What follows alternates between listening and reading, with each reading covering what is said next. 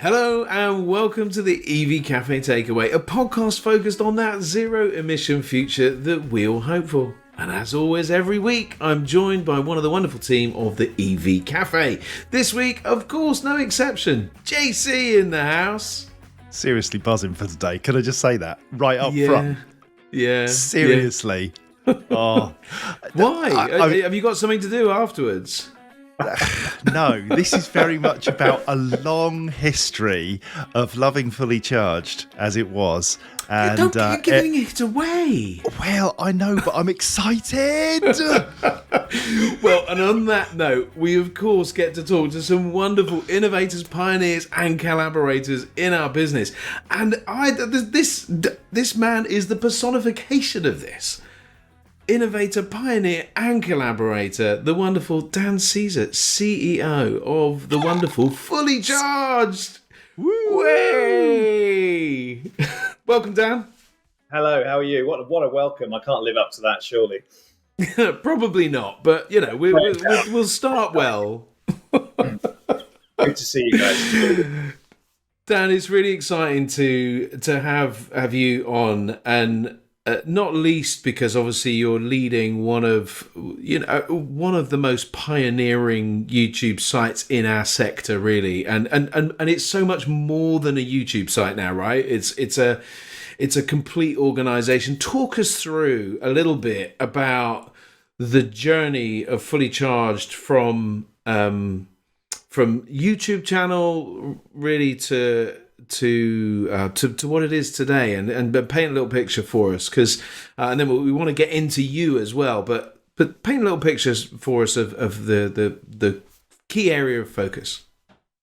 Well, it's been an incredible journey. I first met Robert Llewellyn in 2016. I started working on Fully Charged then. He'd been working on it for 6 years already, and he'd been pouring his own investment into it. Really, he was just fascinated by the energy transition. Really good communicator about electric vehicles and clean energy. And I'd been in the space for a long time, and I kind of stumbled across Fully Charged, and I thought, finally, someone's done it. Someone's created something where we can talk direct to consumers. So we have a business audience as well, but our focus, as you know, is on the consumer audience around the world. And at that point, he was sort of funneling his own money into it. Wasn't quite sure how he could grow it, or whether it has a financial future. And that's when we met, really, a couple of guys who are really passionate about the shift towards electrification, and actually not really car guys per se, ironically, just really into what the electric car meant, electric vehicles meant, and all the surrounding technologies. And at that point, I sort of said, well, I can give you a helping hand. And then sort of spooling forward to now, I can't quite believe where we are now, because obviously 2024 always sounds so futuristic in my mind. I thought I'd be really, retiring by this time. But it's an incredible time. But probably the big moment for us was in 2017 when we decided to take it beyond YouTube and actually introduce Robert and the other presenters and all the technologies to people in kind of live events. So that really was a big moment, a transformative moment. And that was 7 years ago we announced that. 6 years ago we did our first event at Silverstone, and now we run exhibitions around the world. And that's enabled us to sort of grow into a sort of genuine business, I think. And from our perspective, we love doing it. We love getting out there, and it's amazing to see the progress. When we first did our Silverstone show in 2018, there were about 10 cars to choose from. I'm sure, John, I'm sure, Paul, you can name what those 10 cars were. Now there are hundreds, literally hundreds, and obviously we're struggling to catalogue those and keep up. But we are passionate about vans. I'm going to mention vans straight away, and commercial vehicles, passionate about smaller micromobility, obviously very passionate about home energy and clean energy as well. And so, it's very odd, very surreal for me to think about where we've come from. And I'm very excited about the next few years as well.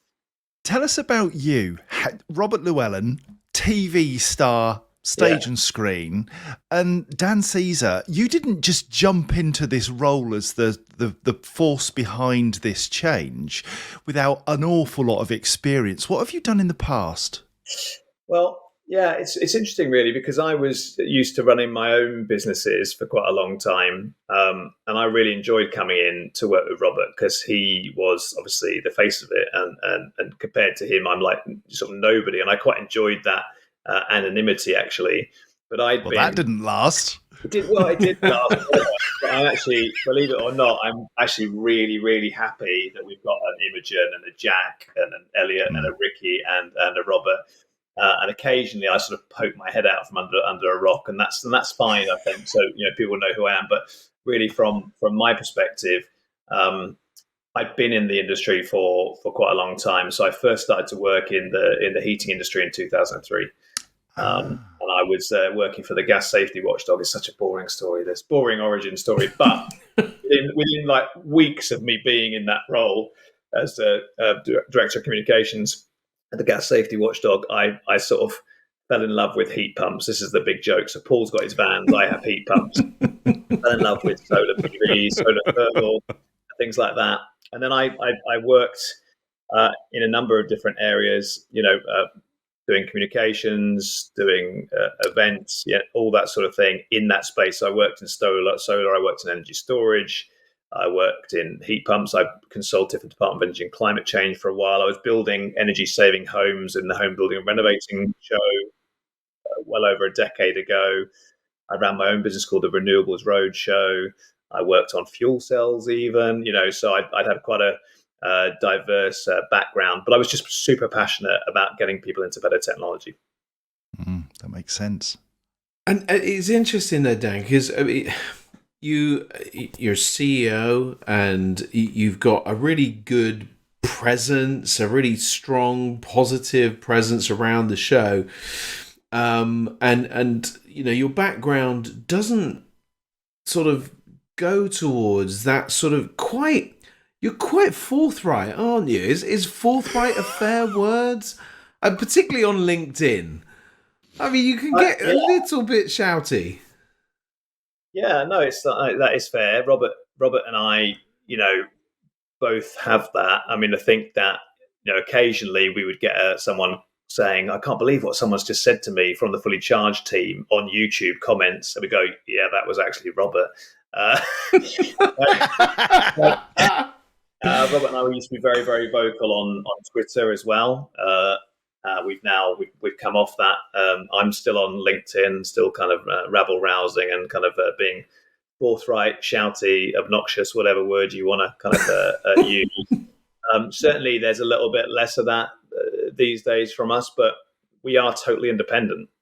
I think that I've worked for lots of companies where you have to mind your P's and Q's because there are other stakeholders. We are in a kind of incredible position where we have the ability to speak a bit more freely.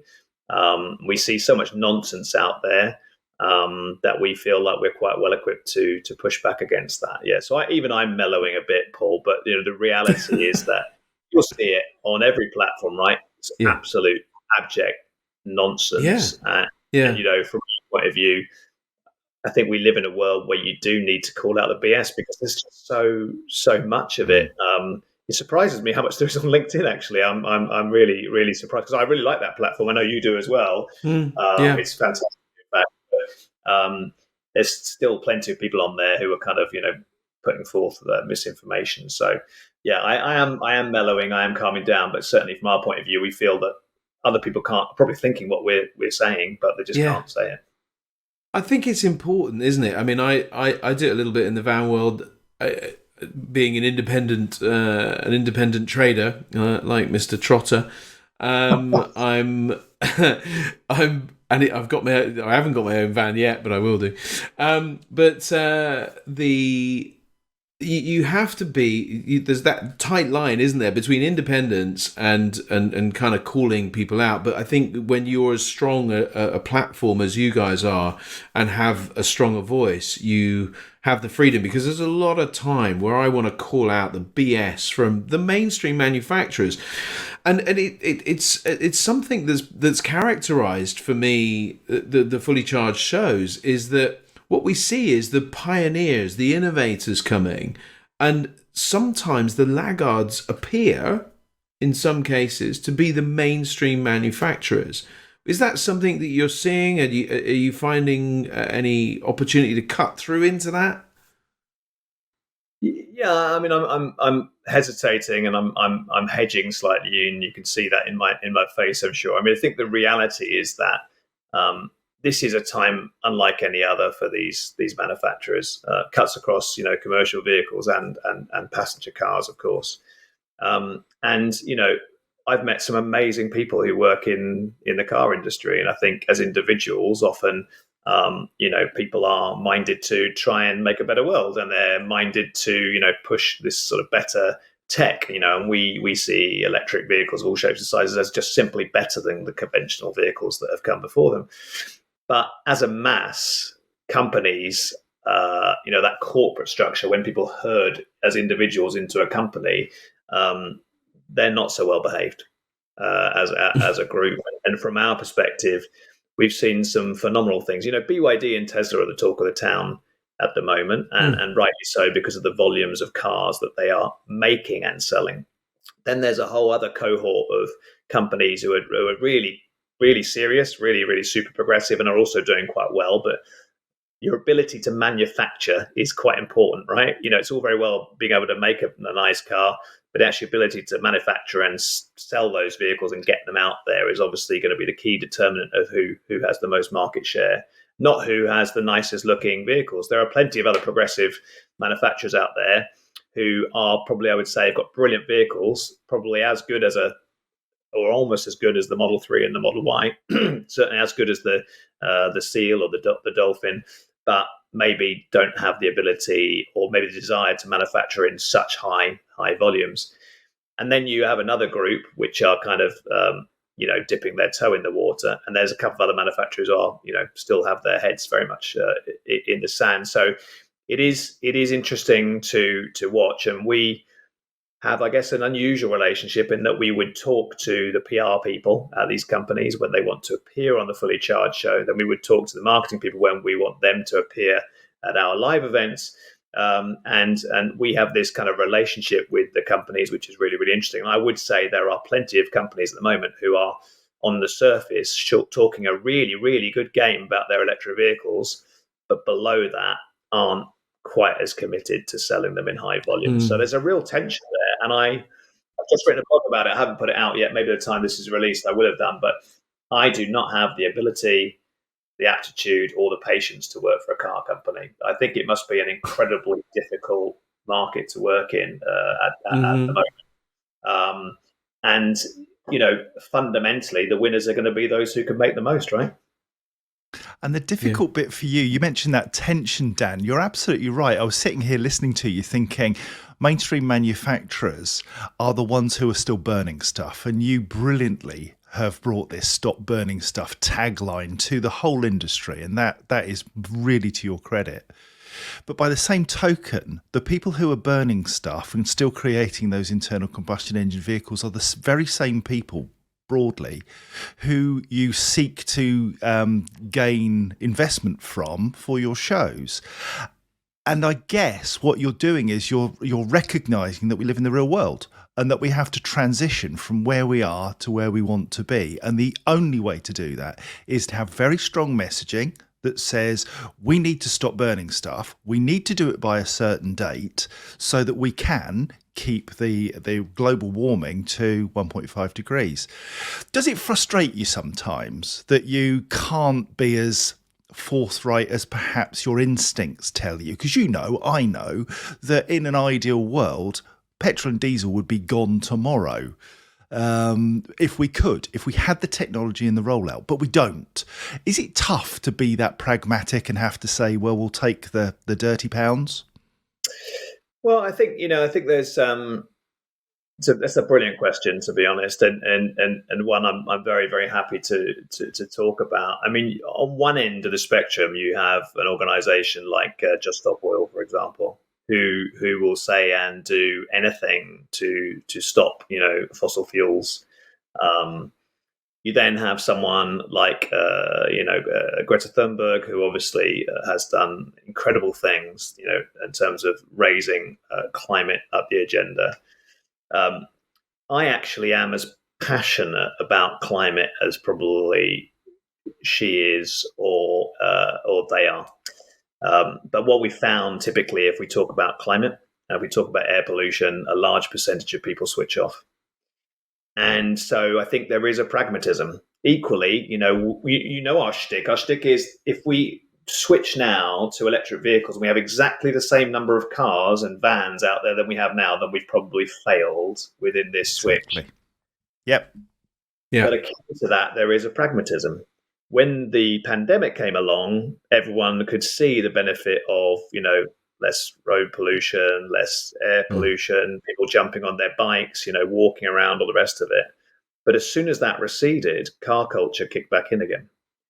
You have to be pragmatic. We can reduce the number of cars, but culture is the hardest needle to move of all. Absolutely. And therefore, you have to work within the confines of what you've got. And the confines of what you've got are electric vehicles are much cleaner than the conventional combustion vehicles. So there does come an element of pragmatism. Should those cars be smaller? Absolutely. Should they be lighter, more efficient? Absolutely. Should we be moving into a position where some of those vehicles are shared? Absolutely. Should there be less vehicles on the road? Of course. But the reality is that you have to work within the pragmatic confines of the marketplace. You can't be all sort of rainbows and unicorns. It doesn't work that way. And I think, I actually have huge admiration for Greta Thunberg. Huge, but she's obviously in a position where she can make her particular point, and long may she continue to do so. Just Stop Oil has been a little bit harder. So when we raised our head above the parapet with Stop Burning stuff, a few people said, "Are you going to be like just Stop Oil?" We said, "Well, no, we're actually out there to get the facts across." Just Stop Oil is a really, really interesting campaign, and I've actually have some sympathy for what they're doing. But there is a real issue, I think, in them disadvantaging and putting out, the average person by blocking roads and things like that. If you really want to go for the jugular, I think you should go for the super rich and the people who are in the oil and gas industry, not maybe inconveniencing people on the street. So I respect what they are doing, but equally, if you hear Just Stop Oil on the radio, they don't actually know what the solutions are often, which can be really, really frustrating. Well, Just Stop Oil, if you're going to stop this, what are you going to do instead? And often what are I you listen going to to do? them slightly embarrassed because they don't actually really know the answer. So maybe I'm just getting old and pragmatic.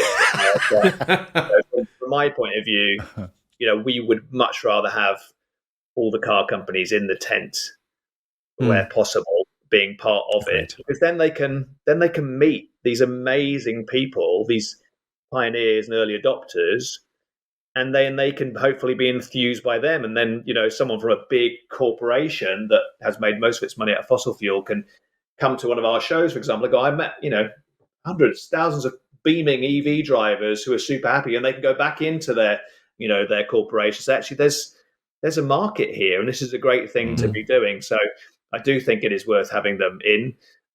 It is difficult. Some of our relationships are better than others, because we still continue to be pretty candid. And I'm pretty sure there's a couple of companies who would never spend any money with us ever, because we've been very, very forthright about some slightly disingenuous marketing taglines. Indeed. Thank you. Absolutely. Do you know what, Dan? You've touched on it a few times. It's a little bit about mindset. So we start talking about air pollution, people turn off. Give them a lovely car to drive. Actually, they get out smiling, and their mind has been changed by that experience. And it sort of leads me to think, because obviously on the EV Cafe podcast, we want to know a little bit about Dan Caesar, and this mindset that you have, the passion, the focus on climate, the resilience, the determination, almost like, you're willing to get in the ring with people in the sense, metaphorically. Where did that all come from? How did Dan Caesar begin? Thinking back to school, what did you want to be when you grew up? What forged Dan Caesar? This could go one or two ways. This could go to full counselling, or Good, really good, we like really that. good answer. I don't know really. I mean, I think from my standpoint, I'm really into justice, I suppose, social justice, climate justice, all those sorts of things. When I first left education and moved into work, I started working in publishing, and I found it really interesting, but ultimately a little bit soulless, because I didn't belong to a particular industry, and it didn't really have any meaning. And when I moved into the gas safety watchdog, actually that was all about saving lives and helping people understand that carbon monoxide poisoning was a thing. And then a little light went on in me to say, actually, that's a purpose. Gave me some purpose. And I guess quite early on, I sort of latched onto the fact that I was concerned about climate related issues. I was concerned about air pollution, very very much so. That's the kind of the thing that gets me up. Moving more metal is not the sort of thing that gets me up, actually, ironically, but actually making a bit of a difference does sort of get me up. So yeah, I'm very, very driven. I see it as fundamentally very, very important. I don't know quite why. I was just always a bit quite environmentally kind of motivated, I think. And, that was well before I had kids. And as soon as you have kids, if anyone has them, then you kick into a different gear entirely, which is protect, isn't it? And what kind of world are they going to inherit? So yeah, I'm sort of, fiercely kind of protective of what we're doing. And also I guess I do see that there are other parts of the world that are much more affected than we are. As we talk, we're just coming out the back of some quite serious flooding in the UK, which is not to be sniffed at. But we all know that actually there's been some horrific climate-related instances around the world over recent years, and that's, I think, going to get quite bad. I really, really do. I study it very, very closely, but it is. People want to, I guess, not to overthink about these things all the time, not let it dominate them, and they like good tech, right? Because it's it's a escapism. Like you like film and TV because it's escapism, or whatever your escapism is. But the reality is that really, really good technology is a great way of starting to have this discussion. Yeah, we were talking to Indiva Singh, and Indiva Singh is the CEO founder of a company called EV Age. They're an Indian vehicle manufacturer. You might have seen their stand at the London EV show. I know I saw you wandering around briefly, but when we were talking to him on a podcast, we asked him, what is the... We were talking about the emissions in India in particular, because, of course, we all think India are our biggest emitter in the world and all that sort of stuff. But actually, per head of capita, they're not as big. But what he did say was that London has a measure on some scale or another of 3 or 4 on the CO2 kind of monitor, the air quality monitor. He said on the same day, a good day in Delhi was 896. And he said that children are being born with lungs 20% smaller because they don't have the right air quality to just form, in the thing. And it's that thing, and along with, Ella, the Ella's law going through Parliament at the moment around the right to air quality. And I get it. I know that it doesn't engage necessarily the masses, but it is definitely a motivator, isn't it? Do you know what board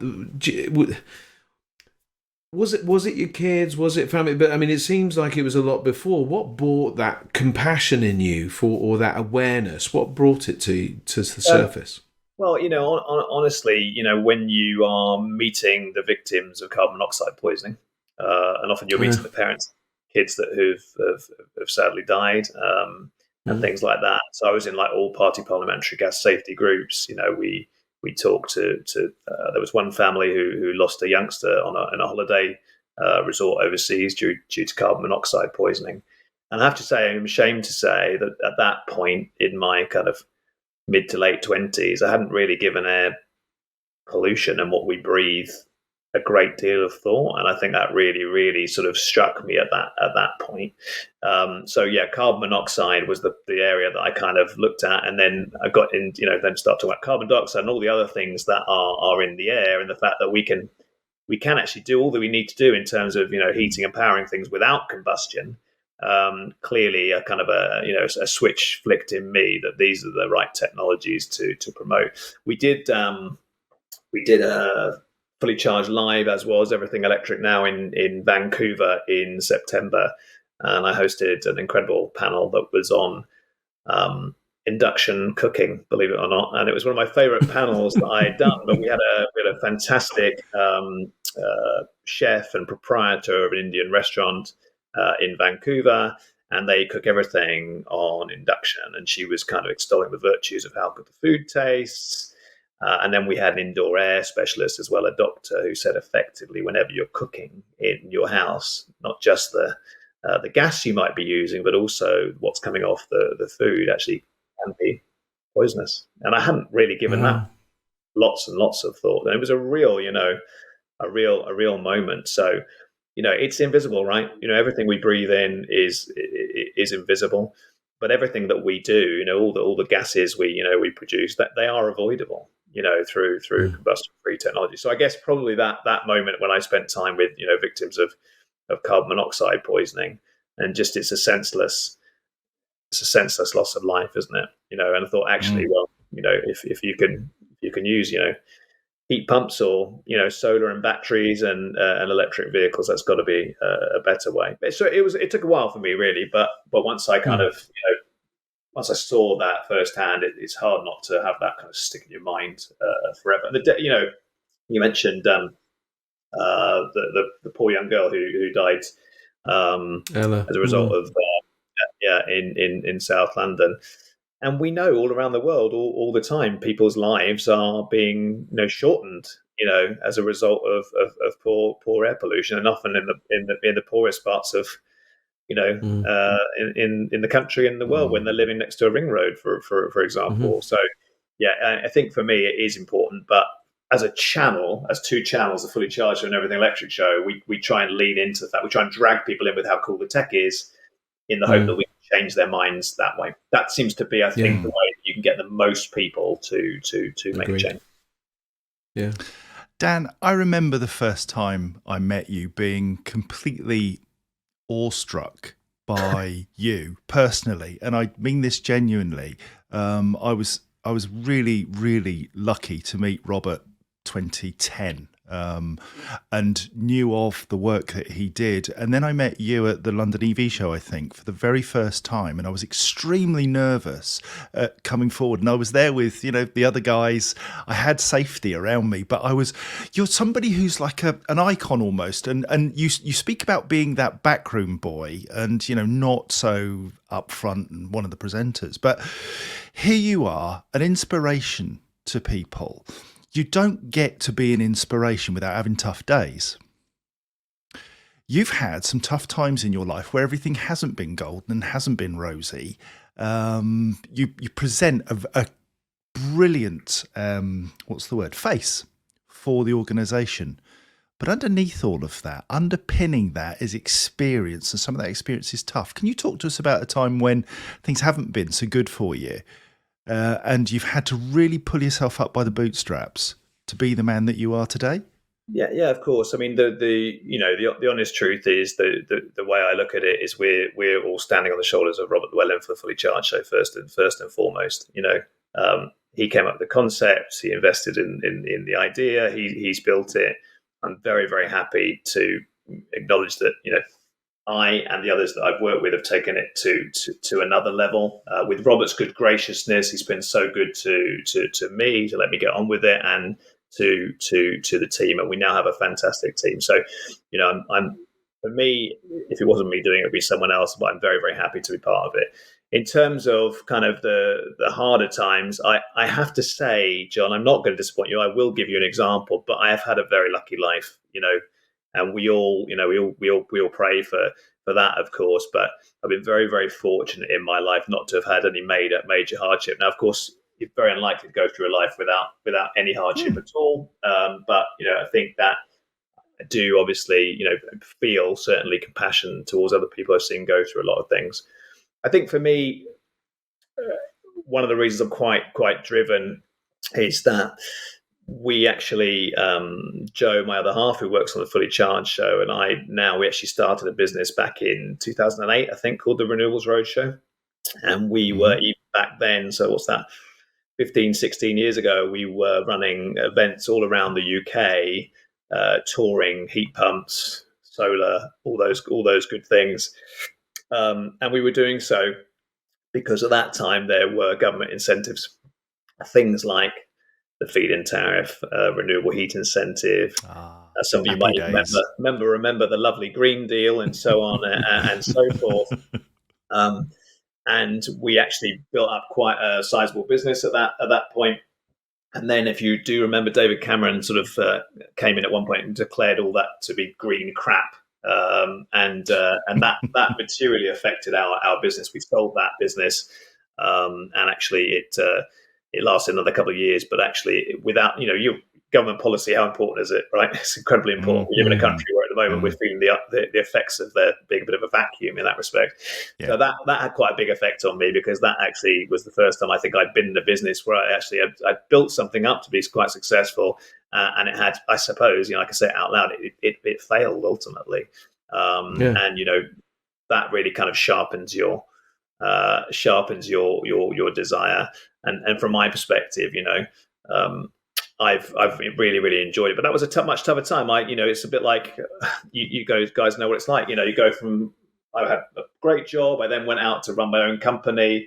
I then had to kind of sell that. I then go back into contracting for Department of Energy and Climate Change, or for working for other companies, or being a consultant. And that's obviously much, much harder when you're doing the consultancy. I know Mr. Kirby, for example, it's great to do the consultancy work, isn't it? But you also constantly got to win the work as well as doing the work. It's a tough gig. So that was a bit of an eye opener. I say that was a bit of a tougher time where you do start doubting yourself. There's no question about it. You do find that harder. But I guess that experience sort of, was good ultimately. I like to think everything that happens, you can turn it into a positive if you try. How do you get yourself back from that? When you get into a bit of a negative thinking space, how do you talked about escapism. What's your way back using escapism, using techniques you've learned to bounce again? Because you always do. We always do. We've all had those things. What do you do? Yeah, I mean, I guess I was just very, very lucky in that at the time that was going on, I had young kids, so we can't really afford to rest on your laurels, or to feel too sorry for yourself. I was also absolutely stonewall 100% convinced that electric vehicles and clean energy will win. There was never any doubt. So that was always actually quite a nice kind of point of reference for me. It was always, the sort of North Star. I know these technologies are going to win. It's just a matter of when. So a combination of, having, a young family and doing those things, obviously like anyone, I have an outside interest. But I mean, it's fair to say that over the last, I would say 15, 20 years, I've been very, very focused in work and long hours, to do what we do, long hours, and if you've got to have that mission and that belief to do what you guys do, to do what we do, you've got to have that. And that purpose is fantastic. I'm very, very fortunate to be in that position.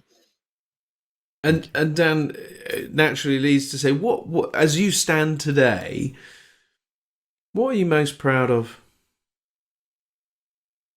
Well, I think really, I think if we had £1 for every person who switched to an electric vehicle, or bought an electric bike, or got solar panels, or bought a home battery or heat pump, whatever, Robert and I would be much wealthier than we are. And let's not be bitter about that, but I think that does make me very, very happy to know that. I think it is. I think it genuinely. We in the show notes for our exhibitions last year. I did write. I think apart from Elon Musk, I can't think of anyone, when I talk about Robert, who's inspired more of those sorts of purchases. I can't. I mean, clearly there have been great figures, right? Right through this industry, but the amount of people who bought their first Nissan Leaf, or if they're really unlucky, a Mitsubishi i-MiEV because of Robert. The person who bought the first Tesla Model S or Tesla Model 3, it was It is. It is very. That's very humbling, I have to say, and that's fantastic. So I think it's that cumulative effect, Paul, that I would say is the thing that I'm kind of proudest of.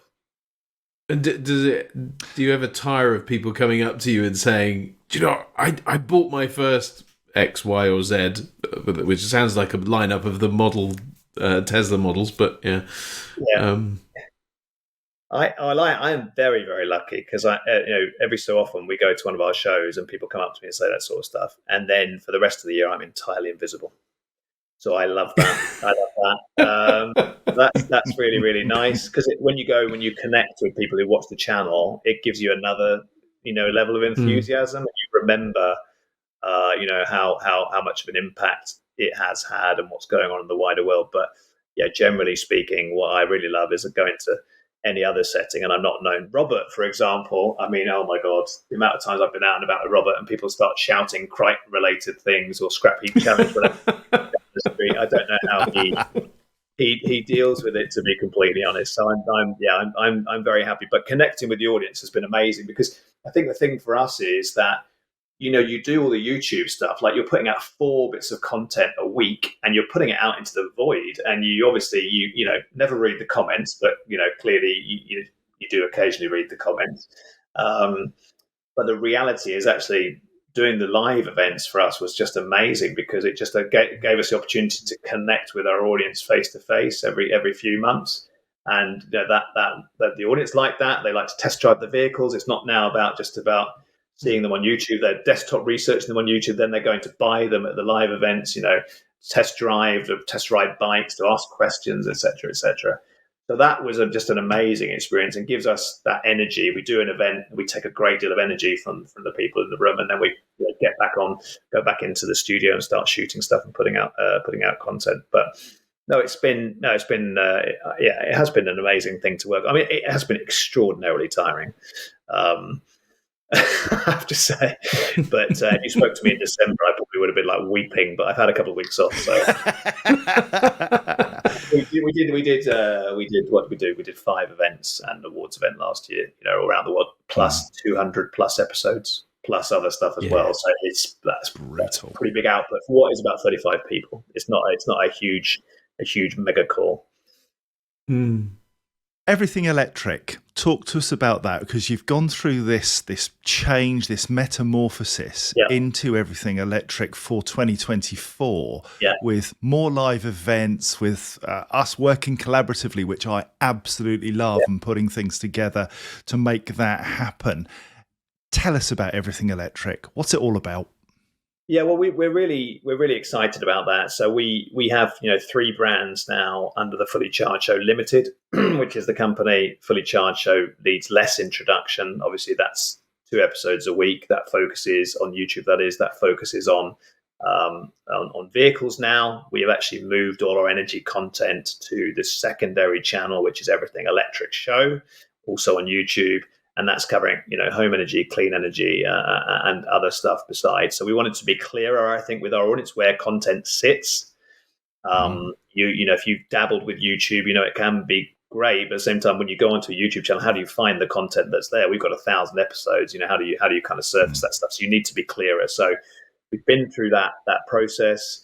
I've been particularly involved over the last 3 or 4 years in making sure that home energy is a bigger part of what we do.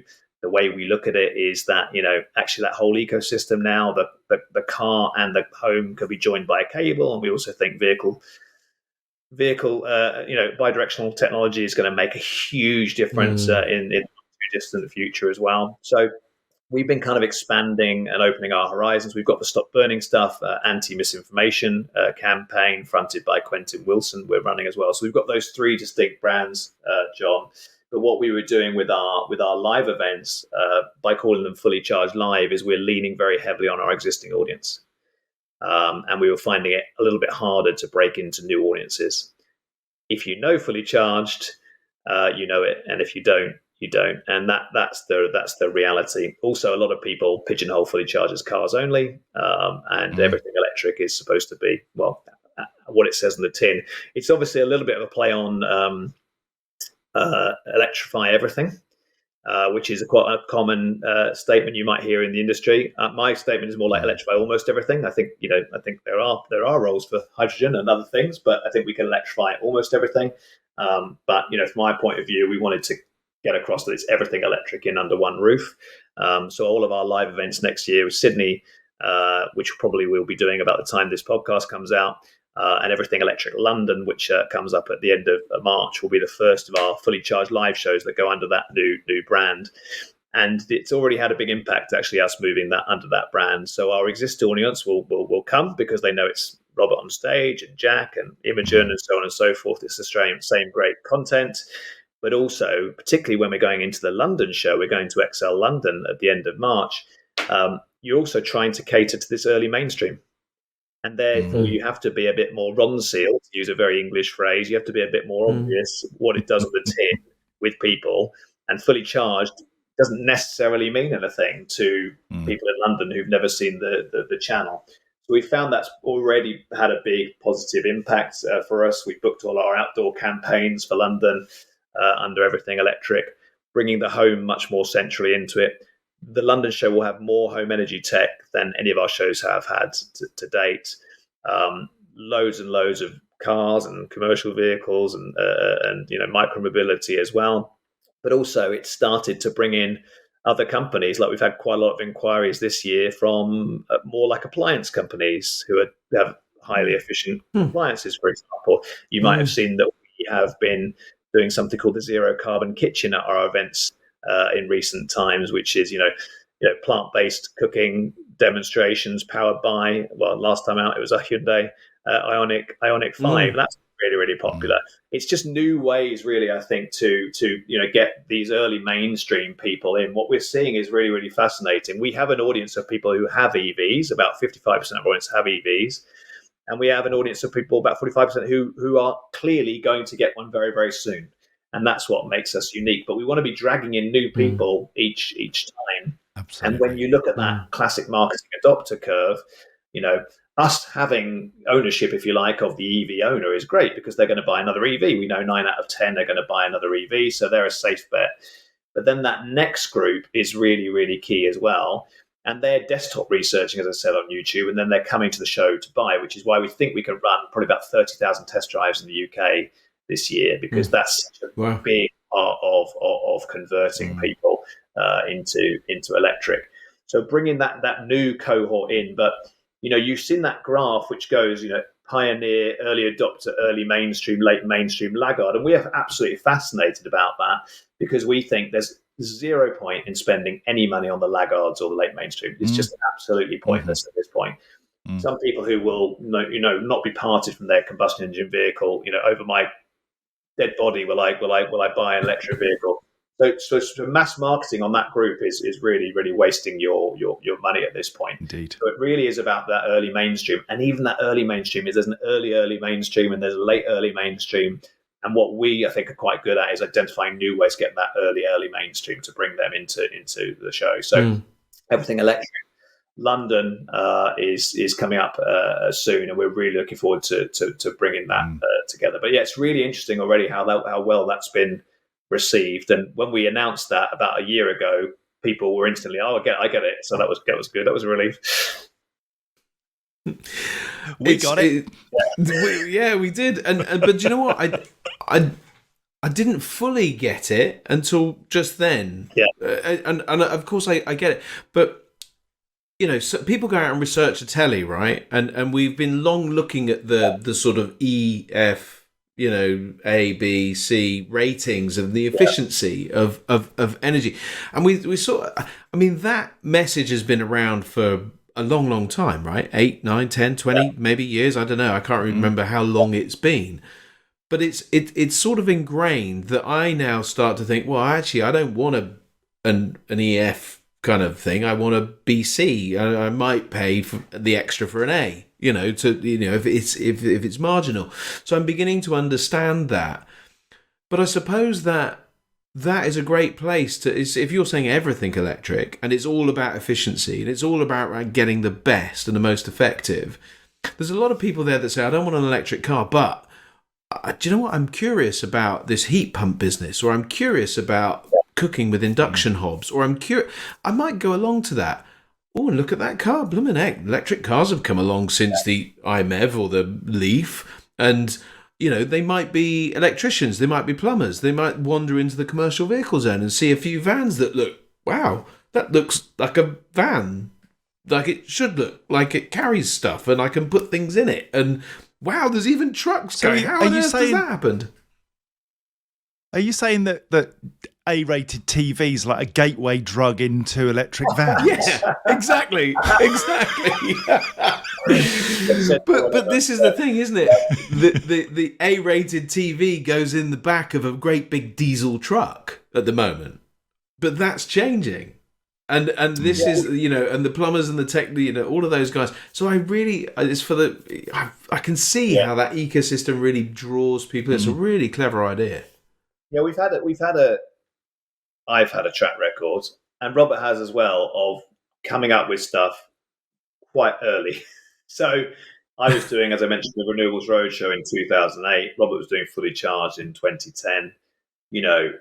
Fully Charged, a YouTube channel presented by a 55-year-old man about electric vehicles in 2010 didn't make a whole lot of sense, but it was extremely prescient. So it's about seeing around the corner, seeing what's ahead, and sometimes you're coming up with a concept like zero carbon kitchen, like home energy advice tips. We have lots of these different concepts within our events that initially people go, well, yeah, that sounds interesting, but I'm not quite sure I get it. And then sometimes we have to show people, Paul. Quite often we have to show people the first one or the second one to do that. Like we recently did, and you were there. We recently did the Fully Charged Awards in Amsterdam, and I'm very, very open. We have to show people the first one, so they can get excited about how that grows. So I've been way too brave, risky in my life, but I always like to do that and think if I can come up with a concept we can show people. So we're confident with everything electric, we can do that. More typically, we think the car will be the gateway drug to the heat pump, but it does definitely happen in the other direction. If you look at the UK last year, 315,000 pure electric vehicles were sold. So that's non-commercial. I think that's passenger cars. So that's about 26,500 a month. You then had 190,000 solar systems added in the UK, which is the highest number since the feed-in tariff ended in 2011, when it just went over 200,000. We had about 40,000 heat pumps installed, which is progress, although it's pathetically small versus what's going on in Europe. And I would say, just quickly on the heat pump, there's an amazing grant on heat pumps, £7,500 on the installation, just in case everyone's not aware of that. The government sure aren't promoting it. They'll either be the first ones to go, there's lack of uptake here, but they're not actually promoting it. That's a tangent. But, you can see there are tens of thousands or low hundreds of thousands of people buying into this tech. So it's very much at that pioneer, early adopter stage, the energy stuff. The car stuff is just now in the early mainstream. But if you imagine that only 26,500 people are buying an electric car each and every month in the UK, that is quite a small number relative to the total amount of cars out there. And as we all know at the moment in the UK, because lots of signals have been sent, plug-in car grants been pulled, the ZEV mandate has been diluted, etc., etc. We know that the UK battery electric vehicle market at the moment is being propped up by fleet. We know that. Yeah. Totally. And hopefully there'll be a moment, a political moment soon that means that people will get on the front foot with, some incentives around electric vehicles. I know the SMMT, ironically, the Society of Motor Manufacturers and Traders, now are really campaigning hard for reinstalling some of those things. So all that tech is related, though. We've seen so many people, they buy the electric car, then the first thing they've got to do is work out how they charge it. So that, if they're lucky enough to have a driveway, that means they've got to get a domestic charger. If not, they've got to work out their other charging opportunities. Then they've naturally turned to their energy tariff, to make sure that they're, getting the best cost for their electricity for charging their car. And then invariably it opens up their eyes and they become that little bit more open-minded to solar PV or to heat pumps. So we've seen it time and time and time again. The only shame at the moment is it's still something that's for the relatively affluent.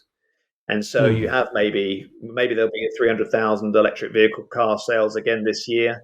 Our YouTube channel regularly gets about 3 million views a month, of which about a third are in the UK. So a million people or a million views, I should say, a million views every month are from the UK on our channel. Probably some people are watching every episode, others are watching one or two. But those are the people who I think are going on to buy heat pumps. They're going on to buy electric vehicles, and they're the ones that are coming to Everything Electric and London and other shows to sort of, they've done their desktop research. Now they want to ask about the heat pump and they want to drive the car. And also the test drive thing is amazing, because at the moment you could literally, we have a new chief commercial officer, and he came in, he said he tried to buy an EV recently. He's getting one. But he went to do 5 different test drives, and it took him like 8 weeks. By the time they'd lined up all the different test drives on weekends, by the time they test drove the 5th one, they'd forgotten what the first car was like. So, for us to be able to say to people, come down and test drive 3 or 4 or 5 cars in one go is really, really powerful as well. So I do think, without wishing to sound, conceited, I do think we are making a little bit of a difference. And the whole thing then, John, as well, with Everything Electric, is let's get EV Cafe involved. Let's get Electroheads, or a YouTube channel we work with the microbids. Let's get everyone electric involved in that as well. And that's what we're trying to create, I think, is those conditions where everyone says, well, this could be the meeting place that helps us all kind of, that was it, rising tide lifts all boats, basically, all electric boats. That's brilliant. What a wonderful exposition of Everything Electric at the Excel, the ecosystem. I've got lots of E's in there. Yeah, but it is fantastic, and I think the best E that for me personifies this whole thing is E's are good. E's are good. E's are good. Oh dear.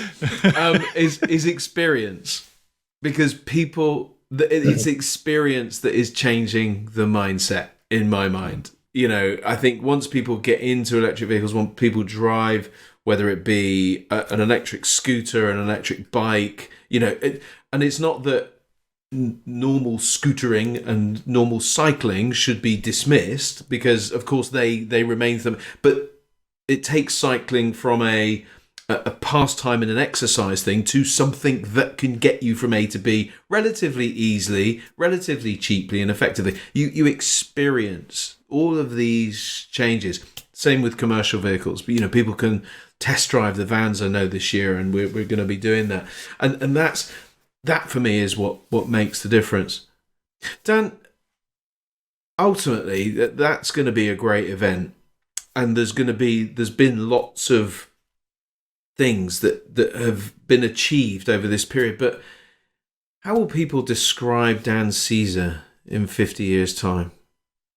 Well, I think they will have forgotten me, which will be fine by me, to be honest. I mean, the reality is that, I very much hope that Fully Charged and Everything Electric has a life well beyond the 2030s, well beyond that. And I think that's really, really possible, because I do believe people's relationship with energy is going to change. In the old days, the boiler sits in the corner. We never think about it until it stops producing hot water, or it stops heating the house. The electricity system and the pylons deliver electricity, and we never think about it until there's a power cut. I do think this new world is much more engaged. You can see on your app where your energy is going. You can see your car regenning, which is always very, very addictive. I do think that there's lots of different electrification of heat options which are going to come through. The gamification of energy, as I say, vehicle to grid, vehicle to load, whatever, vehicle to X, all that sort of stuff. I think is going to be interesting. So I do think that potentially there's actually quite a long tail to what we're doing in actually sort of propelling these new technologies. And I think also that there's loads more to come, right? I mean, you just have to look at battery chemistries progression in the last 2 or 3 years to go. This is there's a lot more coming here. So yeah, from my perspective, I don't really give a fig about having a legacy. I'll leave that to egotists like Robert Llewellyn. But from my perspective, if Fully Charged and Everything Electric could continue well into the 30s and 40s, that would make me really, really happy. I have to say, I'm mildly curious. There's been a lot of I want to stay in the background. I don't mind about Yeah. my legacy. I don't want to be remembered. I'm I mean, protesting. we spoke about counselling at the beginning of this. I'm wondering if there's something going on here. Just being, putting my Dr. Kirby hat on, But anyway, It's really interesting. You spend a lot of time with Robert. He's quite well known, and he's just such a nice guy. He's just a Mm. really really normal guy. And we laugh about it because we was talking to someone about some TV related stuff the other day, and to them, Robert's not famous at all. There's fame, and then there's super fame, and Robert's quite well known. Scrap Heap Challenge, Red Dwarf, and latterly Fully Charged. But it's all it all makes me laugh. Really, I'd be quite happy to. I really love the industry. I really, really love it. But I'm quite happy. I actually, do you know what? I really like doing podcasts because it's just a conversation, isn't it, with mates? It's it's good fun, and I Mm. like doing the yeah. on-stage stuff. And when we were doing filming for episodes, the story was that we had a great presenter who did a how to get into EVs introductory series with us. We did it about 4 years ago, and I kind of scripted it, and she took it and made it her own. And then we got to the end of that. We said, "Would you like to do a home energy series?" And she said, "No, I'm not interested in it." We said, "Well, okay, you kind of need to be interested in it because otherwise it will come across right." So at that point, my background was such. I said to Robert, "Look, we need to start the home energy thing. I'll do it, but I've got no intention really of being a presenter in the long term." And that was partly true. I was quite interested to see how it would go and how it would be received, but I actually found the filming days really boring.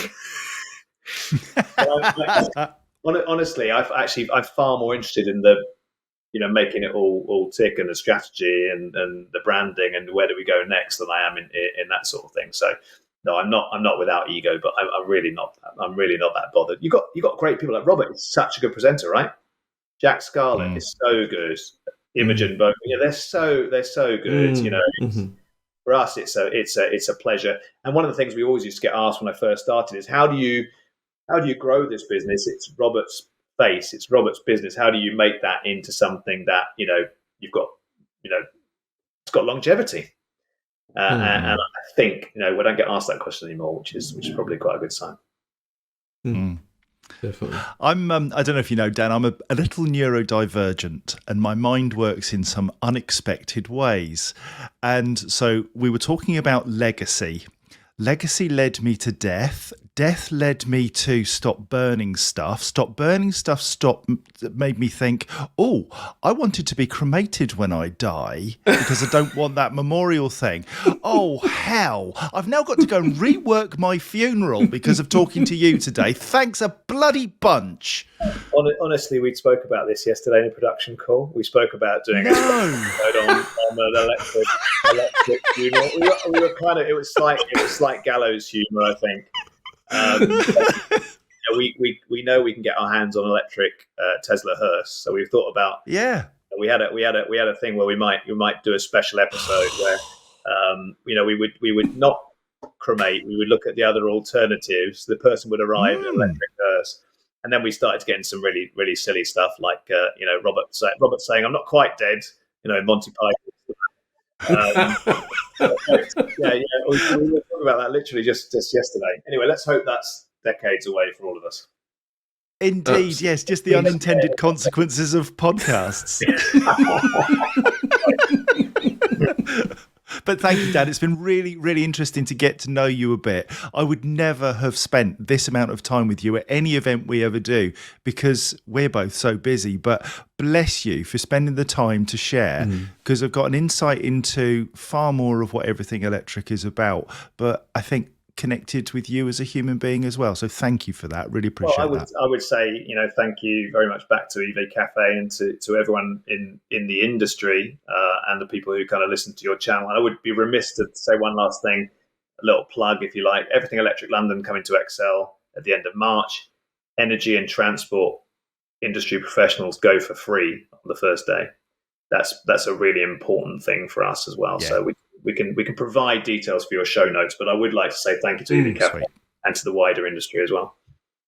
Thank you, Dan. Yeah. Well, Dan, it genuinely is our pleasure, and we've been privileged, and for the last few years to been working together a little bit, and helping to build the commercial vehicle zone, but as a feature within what is a brilliant show that gives everybody an opportunity to experience, be entertained, to energize. I'm just trying to think of ease now, but anyway, it has genuinely been a real pleasure and a privilege. I have just one question, one favor to ask. Can you talk Jo into doing a podcast? Because she would be brilliant. I will ask her. She's even more. She likes even being more in the back. I know. We've got an amazing team in Bristol and in Surrey, and I should confess, Jo is my wife as well, so I have to be very careful about nepotism here. She is something else. She really is incredible, and she sort of hangs it all. So I make a lot of big promises, and then she's the one who actually delivers them. Let's be honest. Well, can I let you into a secret? Yeah. I asked Jo first to do the podcast. Did she said, no, Dan's going to do it. And I went, oh, come on, I want you. We don't let many people. We feel like Elon Musk now. We don't let many people speak for us. We're very even Robert. We have to carefully manage his messaging now. No, but Jo is like wonderful. If I've got energy, Jo's insanely. She is a machine. On the events I've seen her about. Anyway, but listen, Dan, thank you so much. Listen, everybody, get your tickets in for Everything Electric. It's in London at the end of March. This will definitely be out before then. You probably won't have chance to book flights for Sydney, but it is going all around the world. And in case you're listening in Australia, you might have just missed the Everything Electric show unless you got along there. And of course, it is going, I think, Vancouver later this year. In May, Vancouver in September, Farnborough in October, and then Amsterdam. By the time this comes out, you'll know that Amsterdam is going to move into 2025 into a slightly better weather period. Just done. Good idea. That'll be clear by the time this comes out. So we've got a wonderful year to look ahead, both from the YouTube channel for Fully Charged and also live events where we can experience all of the products that the manufacturers, be they mainstream, Chinese or American or wherever they're from, they'll all be gathered. Well, as many as care enough will be there. And we will get to see and experience them all. Dan Caesar, thank you so much. Follow them on the YouTube channel if you're not already. I don't know if you're not already, what rock have you been under? But and then connect with them on LinkedIn. Follow Dan on LinkedIn for some regular boosts of energy. Heat. Some heat, yes. Dan is the personification of a heat pump.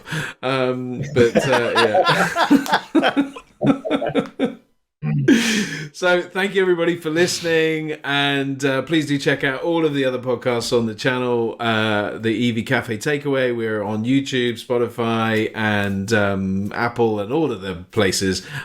Listen along to many others, but listen, as I'm sure you'll all agree, an amazing innovator, pioneer, and collaborator of our industry, bringing everybody together for everything electric. Thanks ever so much, Dan Caesar. Have a great day, everybody.